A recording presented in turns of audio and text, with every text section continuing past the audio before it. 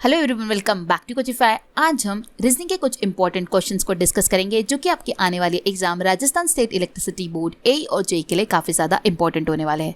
आज के रीजनिंग के सेशन में कुछ हम मिक्स क्वेश्चन को डिस्कस करेंगे जिनमें होंगे आपके डायरेक्शन के क्वेश्चंस, ब्लड रिलेशंस के question, syllogism, coding, decoding, sitting arrangements, inequality और भी कुछ मिक्स क्वेश्चंस आपको देखने मिलेंगे जो कि आपके एग्जाम के लिए काफ़ी ज़्यादा इंपॉर्टेंट होने वाले हैं और इसी तरीके के क्वेश्चंस जो है आपको एग्जाम में देखने मिलेंगे। तो आपको ये जो सेशन है वो कंप्लीट एंड तक देखना है। जिस तरह आप जनरल नॉलेज की स्टडी कर रहे हो उसी तरह आपको रीजनिंग की भी पढ़ाई करना होगी, मैथ्स की भी करनी होगी, हिंदी और इंग्लिश को भी फोकस रखना होगा ताकि आपका ऑल इन ऑल जो स्कोर है वो अच्छा स्कोर है और आपका एग्जाम में सिलेक्शन हो। तो आपको इसी तरीके के और भी सेशन चाहिए रीजनिंग के, मैथ्स के और भी जो आप चाहते हो, आपको उसके लिए कमेंट बॉक्स में कमेंट करना होगा। उसके बेसिस पे आपको सेशंस मिलते रहेंगे। सो गाइस, स्टार्ट करके आज का सेशन और देखते हैं हमारा सबसे पहला क्वेश्चन। तो देखते हैं आज का हमारा सबसे पहला question. Study the following information carefully and answer the questions given below. सबसे पहला जो क्वेश्चन है वो हमारा है ब्लड रिलेशन का। A, B, C, D, E and F are the 6 family members. A and B are married couple. तो अब हम सबसे पहले A और B को मैरिड कपल बना देंगे। ठीक है, मैरिड है इसलिए हम उसे स्टार से डिनोट करेंगे। E is the sister of D, ये हम अभी नहीं बना सकते बिकॉज E और D के बारे में अभी तक के हमें कोई इन्फॉर्मेशन नहीं मिली है। द नेक्स्ट स्टेटमेंट है हमारा B is the daughter in law of F। B जो है वो डॉटर इन लॉ है F की। दैट मीन्स A जो हो जाएगा वो उनका बेटा हो जाएगा F का। ठीक है, F who is the grand mother of is brother. F जो है वो ग्रैंड मदर है E के ब्रदर की। ठीक है, E का जो ब्रदर होगा उसकी F जो है वो ग्रैंड मदर है। D is the only son of C। C who is the brother of A। जो हु आया है वो उसके पहले जो रहता है लेटर उसी के लिए आता है। दैट मीन्स वो C के लिए आता है। तो C who is the brother of A मतलब कि A का जो ब्रदर है वो C है। ठीक है, और हमें क्या बोला है कि D इज़ द ओनली सन। ठीक है, डी का इकलौता सन है तो ये हो जाएगा, यहाँ पे अभी मैंने स्पेस बनाई थी ऑलरेडी, डी हो जाएगा इसका सन। ठीक है, D is the only son of C. ठीक है, ओनली सन मतलब कि ई क्या हो जाएगी, उसकी बेटी हो जाएगी, मतलब कि वो उसकी डॉटर हो जाएगी। ठीक है, हमारा जो अरेंजमेंट था वो रेडी है। 6 फैमिली मेम्बर्स थे, 6 फैमिली मेम्बर्स हमारे बैठ चुके हैं और सारे के जेंडर जो है वो भी हमारे डिफाइंड है। तो अब हम देखते हैं हमारा सबसे पहला question. How is A related to B. A B से क्या रिलेट करता है, तो ए जो है वो बी का क्या है, हस्बैंड है। आंसर क्या हो जाएगा, ऑप्शन ए इस क्वेश्चन का सही आंसर हो जाएगा। बढ़ते आगे देखते हैं नेक्स्ट क्वेश्चन। नेक्स्ट क्वेश्चन है हमारा, what is the relation of B with C. हमें बताना है बी और सी का जो बी का जो रिलेशन है वो सी के साथ क्या है। तो हमने जो फिगर बनाई थी हम फर्स्ट स्लाइड में आएंगे और वहाँ पे हम चेक करेंगे कि बी का रिलेशन क्या है सी के साथ। तो अगर हम यहाँ पर देखते हैं तो बी जो है वो सिस्टर इन लॉ है सी की। ठीक है, उसके भाई की वाइफ है। दैट मीन्स वो कौन हो जाएगी, सिस्टर इन लॉ। तो हमारा आंसर क्या हो जाएगा, sister in law. That is D इस क्वेश्चन का हमारा सही आंसर हो जाएगा। हमने इस फिगर में क्या किया था, मैंने आपको बताया था, जैसे ही कपल आया तो हमने उसे स्टार से डिनोट किया, मेल जो था उसे स्क्वायर से डिनोट किया है और जो फीमेल जो था उसे हमने सर्कल से डिनोट किया है। आई होप आपको ये समझ आया होगा। ठीक है, बढ़ते आगे। नेक्स्ट क्वेश्चन होगा हमारा related to sitting arrangement. Study the following information carefully to answer the given questions. 8 people P, Q, R, S, T, U, V, W live on different floors of a building। अब ये क्या है, floor वाला sitting arrangement है 8 peoples का। ठीक है, bottom most floor is floor number 1 and the floor about 2 and so on. That means अभी हम यहाँ पे अरेंजमेंट बनाएंगे तो पहला फ्लोर जो 1 है, then 2, then 3, then 4, then 5, 6, 7 and 8। ये हमारे 8 फ्लोर्स बन गए। अब इन 8 फ्लोर्स पे हमें क्या करनी है, अरेंजमेंट करनी है। ठीक है, सबसे पहले हम फ्लोर्स प्रॉपरली बना लेंगे। बन गए हमारे फ्लोर्स। अब अब क्या करना है हमें, हम हमारा स्टेटमेंट रीड करेंगे, जैसे जैसे हमें इन्फॉर्मेशन मिलती जाएगी वो इन्फॉर्मेशन हम वहाँ पे पुट करते जाएंगे, और जो इन्फॉर्मेशन हम नहीं लिख कर पाएंगे उसको हम साइड में शॉर्ट फॉर्म में लिखते जाएंगे। तो सबसे पहला है हमारा Q lives on the odd number floor, तो हम यहाँ पे लिख लेंगे Q जो है वो ऑड पे है, इस तरह हम लिख लेंगे Q ऑड। ठीक है, अब ऑड बोले तो 1 पे भी बैठ सकता है, 3 पे भी बैठ सकता है, 5 पे बैठ सकता है, 7 पे भी बैठ सकता है। ठीक है, उसके बाद an equal number of person live on the floor between that of Q P and that of V Q. इसका मतलब ये होता है कि क्यू और पी में जितने फ्लोर्स होंगे उतने ही वी और क्यू के बीच में होंगे। ये हुआ हमारा उस सेंटेंस का शॉर्ट फॉर्म। क्यू और पी के बीच में जितने फ्लोर्स होंगे उतने ही वी और क्यू के बीच में होंगे। नेक्स्ट स्टेटमेंट है हमारा W lives immediately below T. T के तुरंत बाद नीचे W बैठेगा, तो इसे ऐसा सर्कल बना लेना है। ठीक है, W जो है वो T के तुरंत बाद नीचे बैठेगा। And T who lives on the 4th floor. अब हु जो आया, मैंने आपको बताया जब भी हु आता है वो उसी के पहले वाला जो लेटर होता है उसके लिए आता है।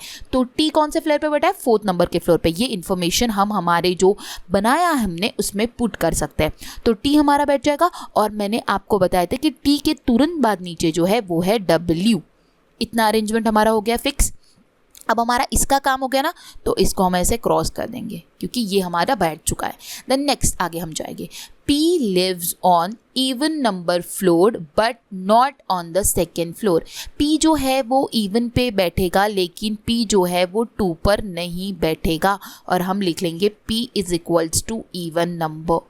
ठीक है, ये हो गया। R lives between P and U, मतलब P और U के बीच में R बैठा हुआ है, ऐसा है। अब हमने सारी जो भी कंडीशंस थी वो हमने लिख ली। अब हम हमारी अरेंजमेंट को बैठाएंगे। ठीक है, अब हमें क्या बोला है, हमें सबसे पहले बैठाना पड़ेगा यहाँ पे P को। P हमें इवन नंबर पे बैठाना है, लेकिन हमारा 2 पे नहीं बैठाएगा। दैट मीन्स हमारे पास 4 जो है वो ऑलरेडी एंगेज है T के साथ, तो हम इधर P को 6 पे बैठा सकते हैं या फिर 8 पे। सबसे पहले हम P को 8 वाले फ्लोर पे बैठाएंगे। ठीक है, अगर 8 फ्लोर पे बैठाने के बाद हमारी अरेंजमेंट नहीं बैठती है, उसके बाद हम 6 पे बैठाएंगे तो हमारी अरेंजमेंट बैठ जाएगी। तो सबसे पहले हम ट्राई करेंगे 8 नंबर के फ्लोर पे। P अगर मैं 8 प्लेयर पे पुट करती हूँ, अगर मैं उसे P को 8 फ्लोर पे बैठाती हूँ तो R हो जाएगा उसके नीचे और U हो जाएगा उसके नीचे, because R is between P and U। ठीक है, इतना अरेंजमेंट हमारा बैठ चुका है। अब हमारा इतना बैठने के बाद हमारे पास फ्लोर नंबर 5 बचा है, फ्लोर नंबर 1 बचा हुआ है, और हमें बोला था कि Q जो है वो ऑड प्लेस पे बैठा है, और दोनों भी ऑड नंबर्स है। लेकिन एक और कंडीशन हमारे पास थी कि Q और P में जितनी गैप है उतनी V और Q में। दैट मीन्स Q अगर मैं फर्स्ट नंबर फ्लोर पे बैठाऊंगी तो P और Q में मेरी गैप्स तो जाएंगी। ठीक है, 6 गैप्स हो जाएगी, 7 गैप्स हो जाएगी, लेकिन मैं V को कहाँ बैठाऊंगी, सेम गैप्स नहीं आएगी। दैट मीन्स मुझे Q को जो है वो 5th नंबर फ्लोर पे बैठाना होगा। P और Q में कितनी गैप्स आई, 2, उतने ही मुझे V और Q में लानी है, तो 1 2, दैट मीन्स V जो है मेरा फ्लोर नंबर 2 पे बैठ जाएगा, और मेरी जो कंडीशन है वो भी फुलफिल हो जाएंगी कि Q ऑड पे भी बैठ गया, और Q P में जितने फ्लोर्स है उतने ही V और Q में फ्लोर्स है। तो मेरा अरेंजमेंट यहाँ पे पूरा कंप्लीट बैठ चुका है। अब फर्स्ट फ्लोर पे कौन बैठेगा, जो कि बचा हुआ है, और बचा हुआ कौन है, वो है S, और हमारा जो अरेंजमेंट है वो रेडी हो चुका है। सारी कंडीशंस यहाँ पे हमारी फॉलो हो चुकी है, मतलब हमारा जो P हमने 8th फ्लोर पे बैठाया वो हमारा काम कर गया। अगर यहाँ पे बैठाने के बाद वो नहीं, अगर हमारे कुछ कंडीशंस अगर हमारी नहीं बैठती थी, गलत हो जाती थी, उस टाइम पे हमें P को 6 पे बैठाना पड़ता था, और हमारी कंडीशन सही हो जाती थी फिर उस टाइम पे। ठीक है, अब हम देखते हैं हमारा सबसे पहला question. Who among the following live on the floors between that of P and Q? P और Q के बीच में कौन से फ्लोर्स बैठे हुए हैं, तो वो है R and U, जो कि आपको नजर आ रहे होंगे। तो R and U कौन से ऑप्शन में है, ऑप्शन A में है, तो इस क्वेश्चन का सही आंसर हो जाएगा ऑप्शन A। बढ़ते आगे, नेक्स्ट क्वेश्चन है हमारा क्वेश्चन नंबर 4। अब हम आपको साइड में ऑलरेडी चार्ट गिवन होगा जो कि आपके लिए आप आंसर कर पाओ इजीली, इसलिए वहाँ पर मेंशन करके रखा हुआ है। Who leaves on the top most floor पूछा है, कौन है, वो है P। P जो है वो टॉप मोस्ट फ्लोर पे है, इसलिए इस क्वेश्चन का सही आंसर क्या हो जाएगा, ऑप्शन E। ठीक है, नेक्स्ट क्वेश्चन है हमारा 4 of the following 5 are alike in a certain way based on their arrangement. Find the one which does not belong to that group. मतलब कि यहाँ पे हमें 5 ऑप्शंस गिवन है, इस 5 ऑप्शंस को हमें ऑब्जर्व करना है और उसमें से एक जो होगा वो ऑड वन आउट होगा, मतलब कि वो कुछ डिफरेंट ही होगा। तो हम अभी देखते हैं। एस जो है, सबसे पहले हम देखते हैं एस जो है वो 1 नंबर फ्लोर पे, देन यू जो है वो हमारा है 6 नंबर फ्लोर पे, देन हमारा टी जो है वो है 4th नंबर फ्लोर पे, देन हमारा पी जो है वो है 8th नंबर फ्लोर पे और वी जो है वो हमारा है 2 नंबर फ्लोर पे। अगर आप ऑब्जर्व करते हो तो 2, 4, 6, 8 आर इवन नंबर फ्लोर्स, ठीक है, ये इवन नंबर फ्लोर है, लेकिन 1 जो है वो ऑड है, इसीलिए वो ही इस क्वेश्चन का सही आंसर हो जाएगा। S that is option A इस क्वेश्चन का सही आंसर हो जाएगा। ठीक है, बढ़ते आगे। एक बार आप अरेंजमेंट सॉल्व कर लेते हो ना, तो आपके लिए क्वेश्चन सॉल्व करना बहुत ही इजी हो जाता है। तो आपको अरेंजमेंट को कुछ नहीं करना है, आपको सेंटेंस बाय सेंटेंस उसे प्रॉपरली रीड करना है, शॉर्ट फॉर्म में उसको साइड में लिख लेना है, ताकि एक बार जब आप स्टार्ट करो और आपका एंड हो जाए तो वापस आपको दूसरी बार वो अरेंजमेंट रीड करने में टाइम वेस्ट नहीं करना है। आप जब पहली बार ही क्वेश्चन पढ़ रहे हो उसी टाइम पे आपको सारी, जितना आप क्वेश्चन बना सकते हो उतना आपको उस अरेंजमेंट में फिट करते जाना है, और जो आप नहीं फिट कर सकते हो उस टाइम पे वो आपको साइड में लिखते जाना है। और जैसे आपका क्वेश्चन ख़त्म होता है उसके बाद आपको इम्प्लीमेंटेशन स्टार्ट करना है। आप जैसे से फिर जो जो आपने लिखा था वो कंडीशन, वो आपको आपके फ्लोर जो भी होगा आपका अरेंजमेंट उसमें आपको उसमें पुट करना होगा। आपका अरेंजमेंट रेडी होता है, आपका क्वेश्चन सॉल्व करना उतना ही क्विकली आप क्वेश्चन के आंसर कर पाओगे। ठीक है, तो बढ़ते हैं हमारे नेक्स्ट क्वेश्चन की ओर, और नेक्स्ट क्वेश्चन जो है हमारा है रिलेटेड टू डायरेक्शन। तो अब हम क्वेश्चन को रीड करेंगे और हम इसे इम्प्लीमेंट करेंगे। सबसे पहले हमारा है Ram is to the 5 metre north of Ganesh. तो गणेश के 5 मीटर नॉर्थ पे जो है वो है राम। देन बोला है Shiv is in the 4 metre east of Ram. Shiv जो है वो 4 मीटर ईस्ट पे है राम के, तो यहाँ पे आ जाएगा हमारा शिव। ठीक है, Sita is to the 3 metre left of the Ganesh. Sita क्या है, गणेश के 3 मीटर लेफ्ट पे है सीता। ठीक है, तो अब हमारा क्वेश्चन क्या होगा, हमारा अरेंजमेंट तो बन चुका है, अब हमारा क्वेश्चन क्या होगा, in which direction is the Shiv with respect to Ganesh. Ganesh से अगर हम शिव को देखते हैं तो वो कौन सा डायरेक्शन में है, तो वो है नॉर्थ ईस्ट में। तो हमारा आंसर क्या हो जाएगा, ऑप्शन बी नॉर्थ ईस्ट। ठीक है, बढ़ते आगे। नेक्स्ट क्वेश्चन है हमारा in which direction is the Sita with respect to Shiv and what is the distance between them. तो अब हमें नेक्स्ट क्वेश्चन जो बोला गया हमारा वो है कि in which direction is Sita with respect to Shiv and what is the distance between them. तो हमें सीता का जो है वो डायरेक्शन बताना है विद रिस्पेक्ट टू शिव। तो शिव से सीता का जो डायरेक्शन आता है वो आता है आपका साउथ वेस्ट। ठीक है, ये तो क्लियर हो गया।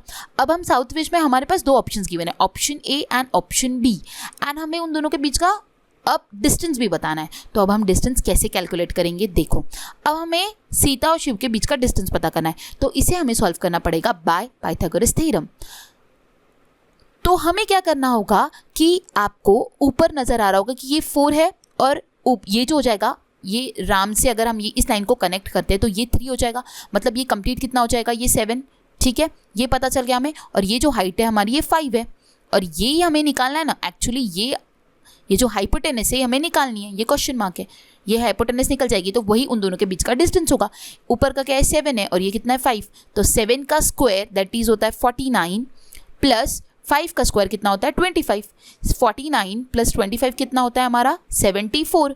74 का कोई स्क्वायर रूट होता है क्या, नहीं, तो under root of square root of 74 ही इस क्वेश्चन का सही आंसर हो जाएगा। तो जिस भी ऑप्शन में 74 होगा वो इसका सही आंसर होगा, दैट इज ऑप्शन बी इसका सही आंसर हो जाएगा। ठीक है, जब भी इस तरह के क्वेश्चन पूछे जाते हैं तो हमें वहाँ पे हाइपोटेनस का फॉर्मूला लगाना पड़ता है, और हमने यहाँ पे लगाया तो हमारा जो आंसर आया वो है अंडर रूट ऑफ 74। तो इस क्वेश्चन का सही आंसर क्या हो गया, ऑप्शन बी। बढ़ते आगे, नेक्स्ट क्वेश्चन है हमारा related to alphabetical series. Following questions are based on 5 3-digit numbers given below। अब 5 नंबर्स दिए हुए और वो 3 डिजिट नंबर है। क्वेश्चन है हमारा what will be the resultant when first digit of the lowest number। अब हमें यहाँ पे सबसे पहले देखना होगा लोएस्ट नंबर, एंड उसका फर्स्ट डिजिट, तो हमारा लोएस्ट नंबर कौन सा है, वो है 594 और उसका भी हमें लोएस्ट नंबर लेना है, first digit of the lowest number का पहला डिजिट लेना है, दैट इज 5। ठीक है, 5 ले लिया, is multiplied with third digit of the third highest number. First highest number कौन सा है हमारा, वो है 824, सेकेंड हाईएस्ट नंबर क्या है हमारा 806 एंड थर्ड हाईएस्ट नंबर है हमारा 751 और उसका first digit last digit third digit बोला है। ठीक है, थर्ड डिजिट कौन सा होगा, 1 हो जाएगा, तो हमने लिखा 1 और इन दोनों का क्या करना है, मल्टीप्लिकेशन, 5 1 जा 5 हो जाएगा। तो इस क्वेश्चन का सही आंसर क्या हो जाएगा, ऑप्शन बी। कुछ नहीं करना है, नंबर सीरीज के अकॉर्डिंगली क्वेश्चंस को सॉल्व करना है। बोला क्या था, लोएस्ट नंबर का फर्स्ट डिजिट लेना है, that is 5 is multiplied with the third digit of the third highest number. जो भी थर्ड हाईएस्ट नंबर है उसका थर्ड डिजिट से उसको मल्टीप्लाई करके जो आंसर आता है वही इस क्वेश्चन का सही आंसर होगा, दैट इज ऑप्शन बी 5। ठीक है, पढ़ते हैं आगे। नेक्स्ट क्वेश्चन होगा question number 9, if all the digits in each of the number are arranged in descending order within the number, then which of the following number will become the highest in the new arrangement of the number. अब क्या बोला है, हमें descending order में लगाना है। ठीक है, हर एक नंबर को हमें डिसेंडिंग ऑर्डर में लगाना है और फिर हमें बताना है कि सबसे हाईएस्ट नंबर कौन सा होगा। अब अगर मैं इसे बाय ट्रिक बताऊँ तो 1 मिनट में विद इन सेकेंड्स में इसका आंसर आ जाएगा। जिस भी क्वेश्चन में जो सबसे बड़ा नंबर होता है वो इसका सही आंसर हो जाएगा, क्योंकि हम डिसेंडिंग ऑर्डर लगाते हैं। डिसेंडिंग नंबर मतलब क्या होता है, बड़े से छोटा। अगर मैं हर एक नंबर को लिखती बैठूंगी सपोज, तो मैं ऐसे सॉल्व करूंगी 751 860 861 842 954। हाईएस्ट नंबर क्या होगा, 954, मतलब आंसर क्या हो जाएगा 594। लेकिन मैं इसे डायरेक्टली भी तो कर सकती हूँ ना, 9 जो है वो सबसे बड़ा नंबर है, बाकी किसी में भी सबसे बड़ा नंबर, जिस भी डिजिट में सबसे बड़ा नंबर होता है वो सबसे पहले आएगा डिसेंडिंग ऑर्डर में, तो वही उसका आंसर होगा, दैट इज ऑप्शन ई 594। इसे ज़रूरी नहीं कि हम सारे नंबर्स को डिसेंडिंग ऑर्डर में करें, जिस भी नंबर में जो सब एक नंबर जो होता है वो जो सबसे बड़ा होता है वही उसका आंसर होता है। ठीक है, अगर इस टाइप का क्वेश्चन पूछा गया तो डिसेंडिंग ऑर्डर पूछा गया और उसमें हाईएस्ट नंबर पूछा गया, दैट मीन्स 9 ही होगा, तो होगा 594। अगर आप नहीं भी करते तो भी आप फ्रैक्शन ऑफ सेकेंड में सिर्फ ऑब्जर्व करके भी इसका आंसर कर पाते थे। 594 इसका सही आंसर हो जाएगा, समझा। बढ़ते हैं आगे। नेक्स्ट क्वेश्चन है related to coding decoding. In a certain code language cotton is coded as this, how is doctor written in code language. तो सबसे पहले हम कॉटन का जो कोड इन्होंने बताया है वो कॉटन के नीचे एग्जैक्ट लिख लेंगे। ठीक है, अब ये कैसे बना, सी के नीचे सी लिखा है ये समझ आया, एन के नीचे एन लिखा है ये भी समझ आ गया, लेकिन इन लोगों का क्या किया ये नहीं समझ आया। तो उन्होंने क्या किया है कि रिवर्स ऑर्डर किया है ई से, ई टी टी ओ, मतलब कि वो रिवर्स आए हैं ई से लेकर ओ तक के। ठीक है, समझ आया। अब हम डॉक्टर लिख लेते हैं, तो डॉक्टर का हम स्पेलिंग लिख लेंगे DOCTOR। ठीक है, अब हमारा कोड क्या था, डी का डी लिख लेंगे और आर का आर भी लिख लेंगे हम। अब हमें क्या करना है, रिवर्स आना है, सबसे पहले ओ लिखेंगे, फिर टी लिखेंगे, फिर सी लिखेंगे, फिर ओ लिखेंगे। तो हमारा जिस भी ऑप्शन में होगा DOTCOR वही इसका आंसर होगा, तो वो है ऑप्शन बी में DOTCOR, वही इसका सही आंसर हो जाएगा। ठीक है, बढ़ते हैं आगे। नेक्स्ट क्वेश्चन है हमारा question number 11। In a certain code language peacock is coded as 1651315311। How is horse written in that code language. बहुत ही सिंपल सा क्वेश्चन है, जिसका भी ऑब्जर्वेशन पावर स्ट्रांग होगा वो एकदम इजीली इसको आइडेंटिफाई कर लेगा कि इसके पीछे का लॉजिक क्या है। और उसके पीछे भी आपको एक चीज़ पता होनी बहुत ही ज़्यादा इंपॉर्टेंट है, जो कि होती है लेटर्स की पोजिशनल वैल्यू। जिसे भी लेटर्स की पोजिशनल वैल्यू याद है वो भी इसे बहुत जल्दी सॉल्व कर लेगा। ठीक है, और जिसे नहीं याद है उसे थोड़ा टाइम लगेगा लेकिन वो भी कर लेगा। तो सबसे पहले हम अभी पीकॉक को यहाँ पे अगर लिखते हैं और उसका कोडिंग जो है वो भी उसके नीचे लिखते हैं अगर, तो हमें अगर हम ऑब्जर्व करते हैं तो हमें पता चलता है कि पीका का जो कोड है वो है 16। ठीक है, अगर आपको याद होगी पोजिशनल वैल्यू तो की बात, अगर नहीं याद है तो यहाँ पे साइड में मैं आपके लिए एक टेबल मेंशन किया हुआ है, उसमें आप देख सकते हो। तो P की जो वैल्यू है वो है 16, जो कि वहाँ पे P के लिए सबसे पहले लिखी है। देन E की जो वैल्यू है वो 5 वो लिखी है। देन A की वैल्यू क्या है 1 वो लिखा है। Then C is 3, then O is 15, then C is 3 and K is 11। समझ आया? मतलब ये क्या था, सिंपल पोजिशनल वैल्यू जो थी पीकॉक की वो लिख दी। दैट मीन्स हॉर्स की भी हमें पोजिशनल वैल्यू लिखनी होंगी। एच की क्या होती है 8, ओ क्या होता है 15, आर क्या होता है हमारा 18, एस होता है 19 और ई होता है 5। ठीक है, तो 81518195 इसका सही आंसर होगा, जो कि ऑप्शन डी में है। इसलिए इस क्वेश्चन का सही आंसर हो जाएगा ऑप्शन डी। समझ आया? बढ़ते हैं आगे। नेक्स्ट क्वेश्चन है हमारा, 4 of the following fire alike in a certain way based from a group, find one that does not belong to that group. अब हमें 5 में से एक को ऑड वन आउट निकालना है। ई एच के, अगर हम ई एच के को काउंटिंग करते हैं तो ई के बाद क्या आता है एफ और जी, मतलब 2 लेटर्स आए, और एच के बाद क्या आता है आई और जे। ठीक है, मतलब 2 लेटर्स पहले आए इन दोनों के बीच और यहाँ पे भी 2 लेटर आए, ये पता चला। अब सेकेंड में भी वो चीज़ हो रही है क्या, हमें ऑब्जर्व करना है। क्यू और आर 2 लेटर्स आए, टी और यू 2 लेटर्स आए, मतलब सेकेंड में भी हुआ। मतलब यही हमारा लॉजिक है। जब एक से ज़्यादा लॉजिक लगना स्टार्ट हो जाता है दैट मीन्स वो लॉजिक हमारा करेक्ट हो जाता है। अब जिस भी इसमें ये लॉजिक नहीं लगेगा वो उसका रॉन्ग आंसर होगा। अब सी में हम पुट करते हैं आई एल पी, आई के बाद क्या आता है जे के एल एम एन ओ, यहाँ पे 3 लेटर्स आ गए, मतलब ये जो है ये गलत है। इस क्वेश्चन का सही आंसर क्या हो जाएगा ऑप्शन सी, ये BA ग्रुप से बिलोंग नहीं करता है। अगर आप रिमेनिंग 2 ऑप्शंस को भी क्रॉस चेक करते हो तो आपको 2 लेटर्स दिख जाएंगे। ठीक है, यहाँ पे जो आ रहा है वो M N और O आ रहा है L और P के बीच में, जो कि 3 लेटर्स हो जा रहा है। हमें 2 लेटर्स का ही गैप चाहिए था, इसलिए ये गलत हो जाएगा। ऑप्शन सी इसका करेक्ट आंसर हो जाएगा। बढ़ते आगे, नेक्स्ट क्वेश्चन है हमारा क्वेश्चन नंबर 13। ये जो क्वेश्चन है ये हमारा है सिलोजिज्म से रिलेटेड। अब हम इसे सॉल्व करते हैं। जो स्टेटमेंट होता है उससे हम फिगर बना लेंगे। सबसे पहले है all cup are small, all cup are small. ठीक है, ये बन गया। अब नेक्स्ट है ऑल स्मॉल आर जग, पूरे के पूरे स्मॉल जो है वो जग है। ठीक है, ये भी बन गया। Then all jug are tall, all jug are tall, ये हमारी स्टेटमेंट रेडी है। अब हम कंक्लूजन्स को देखेंगे और आंसर करेंगे। All jug are cup, all jug are cup, अगर हम यहाँ पे देखते हैं ऑल जग आर कप को तो ये पॉसिबल है क्या, नहीं। ऑल जग आर कप हो सकते हैं क्या, नहीं, गलत है। ये हमें डेफिनेट स्टेटमेंट पूछा हुआ है कि ऑल जग आर कप, ये नहीं हो सकता। अगर इसे पॉसिबिलिटी में पूछा गया होता तो ये करेक्ट हो सकता था। ठीक है, क्यों, ऑल कप आर जग हो सकता है लेकिन ऑल जग आर कप नहीं हो सकता, इसलिए ये गलत हो जाएगा। ऑल स्मॉल आर टॉल, पूरे के पूरे जो स्मॉल है वो टॉल हो सकते हैं क्या, यस करेक्ट है। पूरे के पूरे जो स्मॉल है वो टॉल हो सकते हैं। अगर रिवर्स पूछा होता तो नहीं होता, गलत हो जाता। देन पूछा है नो कप इज टॉल, ये तो वैसे ही गलत हो जाएगा बिना देखे। कैसे, हमारी जो स्टेटमेंट जब भी कंप्लीटली पॉजिटिव होता है और हमें निगेटिव कंक्लूजन पूछा जाता है तो वो गलत हो जाता है। आप फिगर में नहीं भी देखोगे तो भी चलेगा।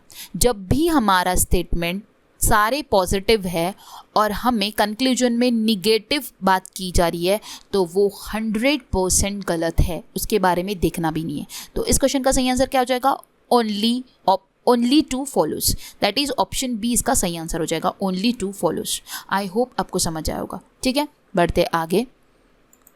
नेक्स्ट क्वेश्चन होगा हमारा सर्कुलर अरेंजमेंट से related. 6 family members ABCDEF are sitting around a circular table facing inward with equal distance between them but not necessarily in the same order. अब 6 लोग हैं जो कि सर्कल में इनवर्ड डायरेक्शन में फेस करें, तो हम सर्कल बना लेंगे, उसमें 6 प्लेसेस बना लेंगे। ये हमारी 6 प्लेसेस हो गई और सारे के सारे जो है वो इनवर्ड फेसिंग है, दैट मीन्स अंदर देख रहे हैं। ये हो गया। अब हम क्वेश्चन को सॉल्व करेंगे। D sits second to the right of C, अगर सी को मैंने यहाँ पे प्लेस किया तो उसके सेकेंड राइट में डी आएगा। जब भी इनवर्ड देखता है तो राइट जो होता है वो इस साइड आता है, दैट मीन्स डी हमारा इस साइड आएगा। 1 2, ठीक है। C who sits opposite to B, C जो है वो बी के अपोजिट में, तो बी सी के अपोजिट मतलब कि एग्जैक्टली सामने। A sits opposite to F, A जो है वो एफ के अपोजिट में है and F who is second to the right of E. अब हमारे पास ए और एफ को अपोजिट में बैठाने के लिए ये सिर्फ 2 प्लेसेस बची हुए, बिकॉज डी के सामने हम नहीं बैठा सकते, ए और एफ को दोनों को अपोजिट में ही बैठाना है, लेकिन एफ जो है वो ई के सेकेंड राइट में है, ठीक है, दैट मीन्स एफ हमारा यहाँ पे बैठेगा क्योंकि वो ई के सेकेंड राइट में बैठा हुआ है और उसी के अपोजिट में ए है। समझ आया? क्योंकि ई के सेकेंड राइट में हमें एफ को बैठाना है और एफ के अपोजिट में ए को बैठाना है, तो ई को हम यहाँ पर बैठाएंगे, फिर एफ उस तरह इधर बैठेगा और उसी के हिसाब से अपोजिट में ए यहाँ पे बैठेगा। हमारा सर्कुलर अरेंजमेंट रेडी है। अब हम क्वेश्चन को सॉल्व करेंगे। Who sits 4 to the right of A? A के 4th राइट में कौन है? 1 2 3 and 4, that is D. Option A इसका सही आंसर हो जाएगा। बढ़ते हैं आगे। अब हमें क्या बोला है? नेक्स्ट क्वेश्चन है हमारा question number 15। F is the immediate neighbour of F. F किसका नेबर है? तो एफ जो है, अब हम प्रीवियस स्लाइड पे आते हैं और चेक करते हैं। एफ जो है वो डी और सी का नेबर है। दैट मीन्स डी और सी इसका सही आंसर होगा। D and C, option D इसका करेक्ट आंसर हो जाएगा। डी एंड सी के बीच में बैठा हुआ है एफ। ठीक है, बढ़ते आगे। नेक्स्ट क्वेश्चन है हमारा रिलेटेड टू नंबर सीरीज।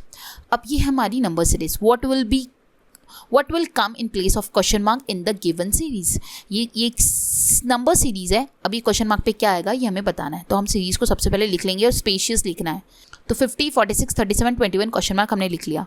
अब हम ये जो सीरीज़ है ये डिक्रीज़ हो रही है, ठीक है, और बहुत रैपिडली डिक्रीज़ हो रही है क्या? नहीं।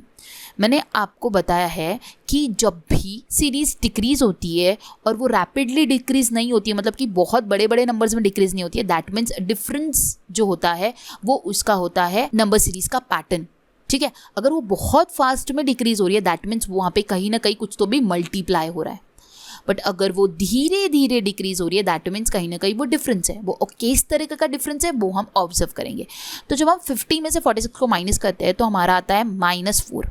ठीक है, -4 हुआ। अब हमने 46 माइनस 37 किया तो आता है -9। ठीक है, देन हम करते 37 माइनस 21 आता है -16। अगर आपको स्क्वायर्स लर्न हो गए तो आपको समझ गया होगा कि ये 2 का स्क्वायर है, ये 3 का स्क्वायर है, ये 4 का स्क्वायर है। दैट मीन्स नेक्स्ट क्या आएगा? 5 का स्क्वायर। दैट मीन्स क्या आएगा? -25। अगर मैं 21 में से 25 को माइनस करती हूँ तो आंसर क्या आ जाएगा मेरा? -4। तो इस क्वेश्चन का सही आंसर क्या हो जाएगा? Option E, that is -4। समझ आया? सिंपल था।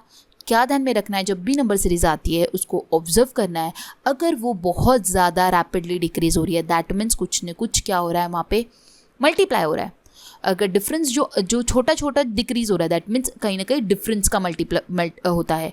या फिर हम ये चीज़ बोल सकते हैं कि वो बहुत ज़्यादा डिक्रीज हो जाती है तो वो कहीं ना कहीं डिवाइड भी हो सकती है। ठीक है, ये बात समझ में आई। और सीरीज़ कहीं जब बहुत ज़्यादा नंबर से बढ़ती है तो वो मल्टीप्लाई हो सकती है या फिर उसमें कुछ ऐड भी हो सकता है। सीरीज़ को आपको ऑब्जर्व करना है और अकॉर्डिंगली आपको उसका डिफरेंस है, वो मल्टीप्लाई हो रही है या फिर वो बहुत बड़े नंबर से डिवाइड हो रही है या फिर उसमें स्क्वायर पैटर्न है या फिर उसमें क्यूब पैटर्न है, ये सारी चीज़ें आपको उसके ऑब्जर्वेशन से ही पता चलेगा। और अगर आप ऐसे छोटी छोटी ट्रिक्स अगर जानना चाहते हो मैथ्स के बारे में तो आपको मैथ्स की मैराथन जाकर देखना है। उसमें आपके सारे बेसिक कॉन्सेप्ट्स मैथ्स से रिलेटेड पूरे क्लियर हो जाएंगे। उसमें सारे टॉपिक्स मैंने वहाँ पे मेंशन किए हुए हैं और सारी ट्रिक्स टेक्निक्स मैंने उसमें एक्सप्लेन किए। वो मैराथन ज़रूर देखिए आप, तो आपके ये जो नंबर सीरीज़ के सारे पैटर्न्स मैंने वहाँ पे एक्सप्लेन किए तो आपके वहाँ पे सारे कॉन्सेप्ट्स जो है वो क्लियर हो जाएंगे। तो वो मैराथन जाकर ज़रूर देखें। नेक्स्ट क्वेश्चन है हमारा क्वेश्चन नंबर 17। अब ये हमारा रिलेटेड टू है इनइक्वालिटी, इसे कहते हैं इनइक्वालिटी। अब हमें स्टेटमेंट गिवन है, ये स्टेटमेंट उसके अकॉर्डिंगली हमें कंक्लूजन्स को बताना है कि कौन सा कंक्लूजन करेक्ट है कौन सा नहीं है, दोनों करेक्ट है या फिर ईदर 1 और 2 या फिर कोई भी ट्रू नहीं है, ये हमें बताना है। तो सबसे पहला हम कंक्लूजन देखते हैं Q is greater than S। अब हमें क्या करना है? इस स्टेटमेंट को ऑब्जर्व करना है। ऑब्जर्व करके सॉल्व कर सकते हो तो बहुत ही अच्छी बात है। अगर नहीं कर पाते हो तो आपको उस स्टेटमेंट को फिर से रीफॉर्म करना होगा एंड उसके अकॉर्डिंगली आपको आंसर करना होगा। तो हम ऑब्जर्व करेंगे। ठीक है, हम ट्राई करेंगे कि हम ऑब्जर्वेशन से ही इसका आंसर करें। ये स्टेटमेंट आपको नजर आ रहा है। आपको सबसे पहला कंक्लूजन क्या बोला है? Q is greater than S। अब हम S को देखेंगे और Q को देखेंगे। इन दोनों को जब हम देखते हैं हमें ये पता चला है कि Q जो है वो S से बड़ा है। अब इसे हमें किस तरह कनेक्ट करना है कि L जो है वो Q मतलब L जो है और Q जो है वो इक्वल है। तो अगर मैं ऐसा सिर्फ लिखती हूँ यहाँ पे कि ये इक्वल है, अब हमें Q और S का रिलेशन बताना है तो Q जो है वो S से ग्रेटर है, ये हम बता सकते हैं, इट इज़ करेक्ट। सिर्फ ध्यान में रखना है, अगर L ग्रेटर है S से, दैट मीन्स Q भी ग्रेटर हो जाएगा, क्योंकि Q और L जो है वो इक्वल है, इसलिए हमें Q के तरफ जाने की ज़रूरत ही नहीं है, क्योंकि Q और L जो है वो दोनों भी इक्वल है। दैट मीन्स अगर L ग्रेटर हुआ तो Q भी ग्रेटर हो जाएगा, इसलिए पहला जो कंक्लूजन है वो हमारा करेक्ट हो जाएगा। उसी तरह हम सेकेंड सॉल्व करने की कोशिश करेंगे। R इज लेस देन और इक्वल टू N। अब R और S का, सेम R और S जो है वो इक्वल है, तो S और N का जो रिलेशन होगा वही कहीं ना कहीं रिलेशन होगा बिटवीन R एंड N। अब आपका जो N आ रहा है वो क्या आ रहा है, ग्रेटर देन और इक्वल आ रहा है, और हमारा कंक्लूजन में भी क्या है, ग्रेटर देन और इक्वल। दैट मीन्स हमारा ये जो है ये भी करेक्ट हो जाएगा, क्योंकि अगर S का जो रिलेशन N के साथ हो रहा है गाइस वही आपका R के साथ भी होगा। इसलिए अगर मैं आपको यहाँ पे मेंशन करके भी दिखा रही हूँ कि अगर मैंने यहाँ पे R को इक्वल रख दिया तो भी मेरा N जो है वो ग्रेटर इक्वल आ रहा है, ठीक है। और अगर मैं इमेजिनेशन से भी कर रही हूँ तो भी वो चीज़ सही हो रही है, बिकॉज S और R जो है वो इक्वल है, इसलिए ये दोनों कंक्लूजन जो हमारा क्या आया है, करेक्ट है। इसलिए इस क्वेश्चन का सही आंसर क्या हो जाएगा हमारा, बोथ 1 and 2 आर ट्रू, इस क्वेश्चन का सही आंसर हो जाएगा। नेक्स्ट क्वेश्चन है हमारा, study the following information carefully and answer the given questions. तो ये हमारा जो क्वेश्चन है वो है चाइनीज़ कोडिंग का, जिसे हम अभी सॉल्व करेंगे। हमें क्वेश्चन पूछा है what is the code for passion honour in the given code language. तो इस कोड लैंग्वेज में हमें पैशन ऑनर का कोड निकालना है, तो हम इसे ऑब्जर्वेशन से ही निकालेंगे, क्योंकि हमें सिर्फ एक क्वेश्चन पूछा है, और जब भी एक क्वेश्चन पूछा जाता है तब उसका ऑब्जर्वेशन से ही आंसर आता है। कोई ज़रूरत नहीं है कि सबका आपको पर्टिकुलर कोड निकालना है, ठीक है, आपको ऑब्जर्वेशन से ही निकालना है, क्योंकि वो इजीली निकल जाता है, क्योंकि वो इजी क्वेश्चन पूछते हैं। जब भी एक क्वेश्चन पूछते हैं चाइनीज़ कोडिंग से, अगर ज़्यादा क्वेश्चन पूछेंगे दैट मीन्स आपको सबका निकालना पड़ेगा। पैशन और ऑनर का कोड कैसे निकालेंगे, अब हम देखेंगे कि हमारे गिवन कोडिंग में पैशन और ऑनर कहाँ पर है। तो पैशन जो है वो सेकेंड लाइन में है, थर्ड लाइन में एंड फोर्थ लाइन में, उसी तरह ऑनर जो है वो सेकेंड, थर्ड और फोर्थ लाइन में, ठीक है। तो आपको ये समझ आना चाहिए कि इसका जो कोड होगा कहीं ना कहीं इधर और आएगा, ठीक है, क्योंकि इसके साथ बाकी कुछ चीज़ जो है वो हमारी कॉमन भी नहीं आ रही है, ठीक है। तो हमारा कोड क्या आएगा, इधर और ही आएगा, बट हम देख लेते हैं कि क्या इधर और आएगा।